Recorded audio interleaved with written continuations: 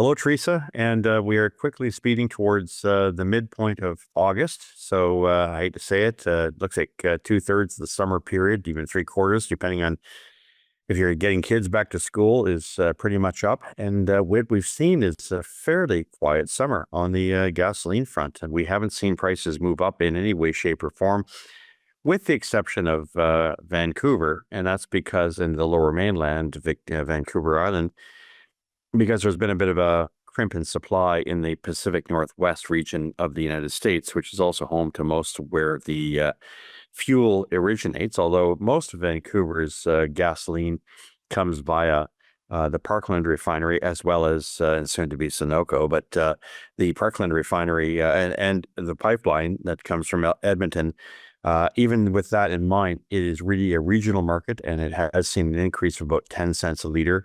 So a lot of people were calling me shocked. It was $1.74.9, but they didn't bother checking the gas site, affordableenergy.ca or Gas Price Wizard. So as a result, they missed out. I often have this problem with some people, especially the media, who run to a certain individual in the United States who has very little understanding of predicting prices to say, where's it going to go in a week from now?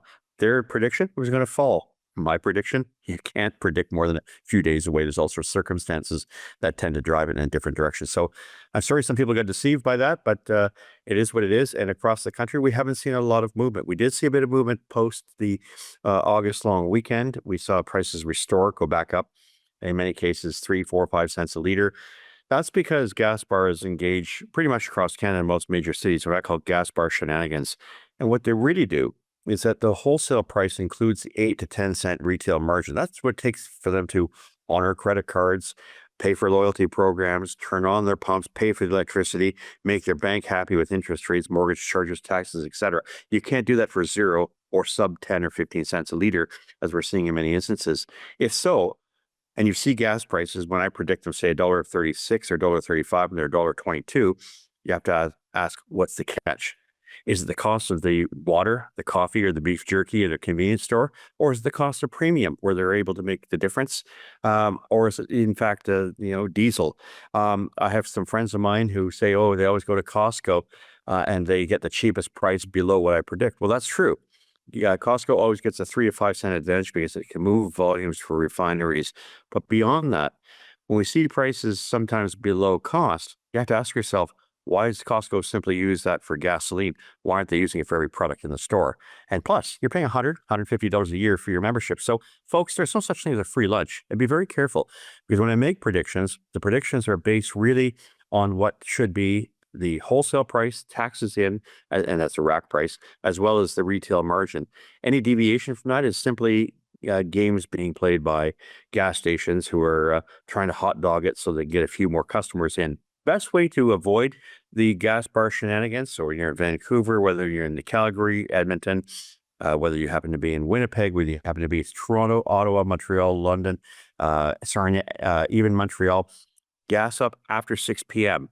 Beat them to their own game so they don't ding you in the morning with what should be the price, and then treat you to what is a surprise and a shock for many people in the afternoon. So while that's a bit of digression, I guess the takeaway here is, folks, gas stations have control over 8, 9 cents a liter, and they often shed that by the evening. So never buy your gasoline before 6 p.m. If you do, you're just losing money, and that's not something a lot of us can afford to do these days. Speaking of affordability, I've often talked to people about the price of gas remaining stable this summer, but what isn't stable is the wholesale price, is the Canadian currency.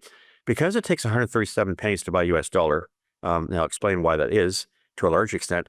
It costs you an extra 23 to 24 cents a liter. It is, in fact, the biggest tax that we have in our fuel. All our commodities are priced in U.S. terms, whether they're made here or not.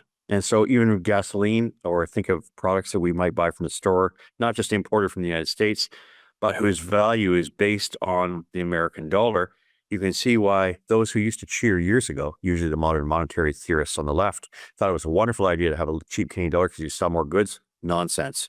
It actually hurts Canadians, destroys their purchasing power.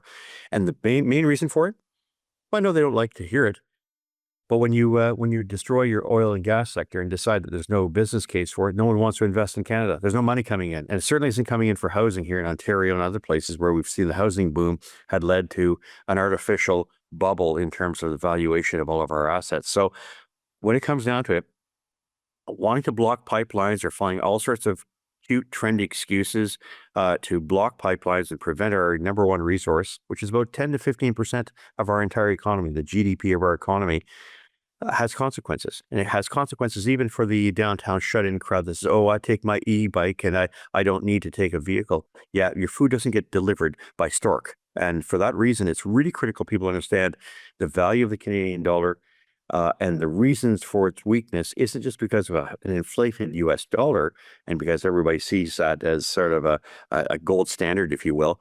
Americans have debt as well. It's that Canada has refused stubbornly, and this government continues to say no to major pipelines that would get more of our energy to world markets. If Canada could double its oil capacity to send out to the rest of the world, because it has the production capacity to do that almost overnight, you would see the Canadian dollar tumble and rise in terms of its value versus the US.